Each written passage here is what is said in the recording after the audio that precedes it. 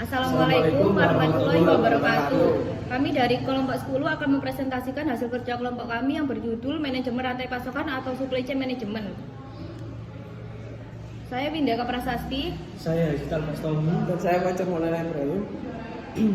Sebab pembahasannya yang pertama pengertian manajemen rantai pasokan, yang kedua penggunaan teknologi dalam manajemen rantai pasokan, dan yang ketiga keuntungan dan kerugian manajemen rantai pasokan, yang keempat fungsi manajemen rantai pasokan, yang kelima proses bisnis pada manajemen rantai pasokan.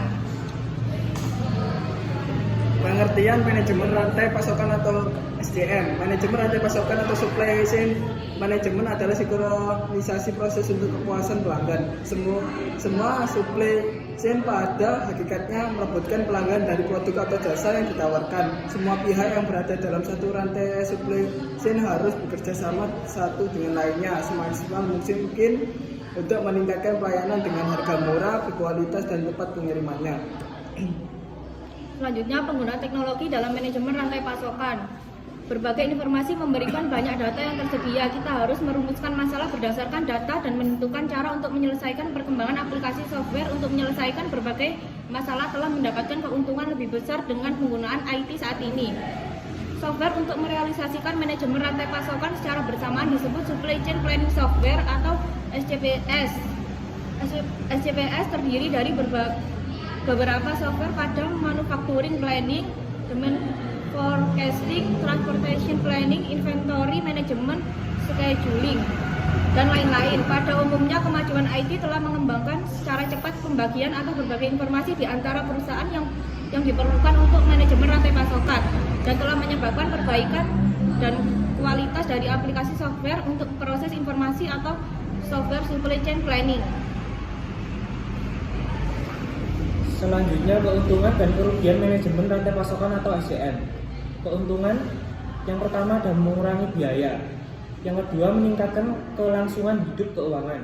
Yang ketiga sumber daya untuk menghasilkan keuntungan tersebut. Menekankan lead time atau respon yang fleksibel pada pelanggan seperti improvement atau peningkatan dapat membuat supply chain perusahaan yang kompetitif.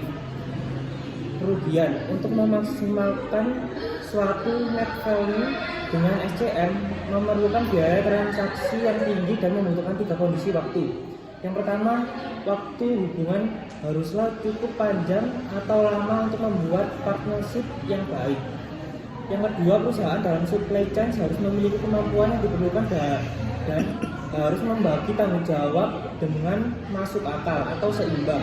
Yang ketiga, berbagai jenis informasi seperti pemesanan, inventory, atau permintaan pelanggan harus dapat dibagi dan diproses dengan benar. Fungsi manajemen rantai pasokan atau SCM. SCM secara fisik mengkonversi bahan baku menjadi produk jadi yang mengantarkannya ke pemakai akhir. Fungsi pertama ini berkaitan dengan ongkos fisik, yaitu ongkos material, ongkos penyimpanan, ongkos produksi, ongkos transportasi, dan sebagainya. SCM sebagai mediasi pasar, yakni memastikan bahwa apa yang disuplai oleh rantai suplai mencerminkan aspirasi pelanggan atau pemakai akhir tersebut. Fungsi kedua ini berkaitan dengan biaya survei pasar, perancangan produk, serta biaya akibat tidak terpenuhinya aspirasi konsumen oleh produk yang disediakan oleh sebuah rantai suplai. Selanjutnya proses bisnis pada manajemen rantai pasokan atau SCM. Yang pertama, Customer Relationship Management.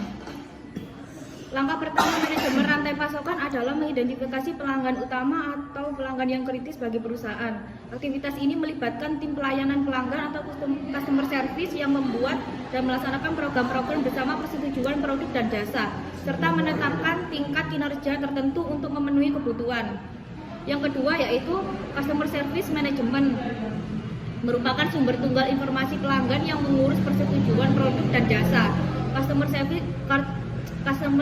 memberitahukan pelanggan informasi mengenai tanggal pengiriman dan ketersediaan produk melalui hubungan dengan bagian produksi dan distribusi. Pelayanan setelah penjualan juga perlu, intinya harus secara efisien membantu pelanggan mengenai aplikasi dan rekomendasi produk. Yang ketiga, demand management. Proses ini harus menyeimbangkan kebutuhan pelanggan dengan kemampuan pasokan perusahaan, menentukan apa yang akan dibeli pelanggan dan kapan. Sistem manajemen permintaan yang baik menggunakan data point of sale dan data pelanggan inti untuk mengurangi ketidakpastian dan aliran yang efisien melalui rantai pasokan. Yang keempat, customer demand fulfillment. Proses penyelesaian pesanan ini secara efektif memerlukan integrasi rencana kerja antara produk, distribusi, dan transportasi. Hubungan dengan rekan kerja, yaitu anggota primer rantai pasokan dan anggota sekunder, diperlukan untuk memenuhi kebutuhan pelanggan dan mengurangi total biaya kirim ke pelanggan. Selanjutnya, yang kelima, manufacturing flow management. Biasanya perusahaan memproduksi barang lalu dibawa ke bagian distribusi berdasarkan ramalan historik. Yang keenam ada procurement. Membina hubungan jangka panjang dengan sekelompok pemasok dalam arti hubungan win-win relationship akan mengubah sistem beli tradisional.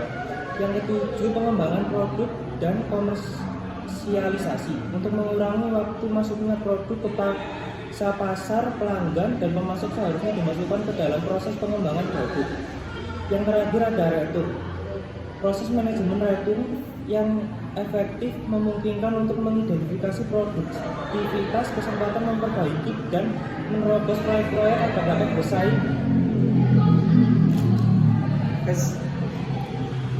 Kesimpulannya adalah bahwa dengan adanya manajemen rantai pasokan dalam perusahaan dapat mempermudah para pelaku bisnis dalam mengelola produk dari awal perencanaan memproduksi sampai dengan mendistribusikan menjadi lebih terstruktur dengan baik, efisien, dan efektif, di mana semua pihak yang berada di dalam satu rantai supply chain harus bekerja sama untuk memaksimalkan dalam meningkatkan pelayanan dengan harga murah, berkualitas, dan tepat pengirimannya.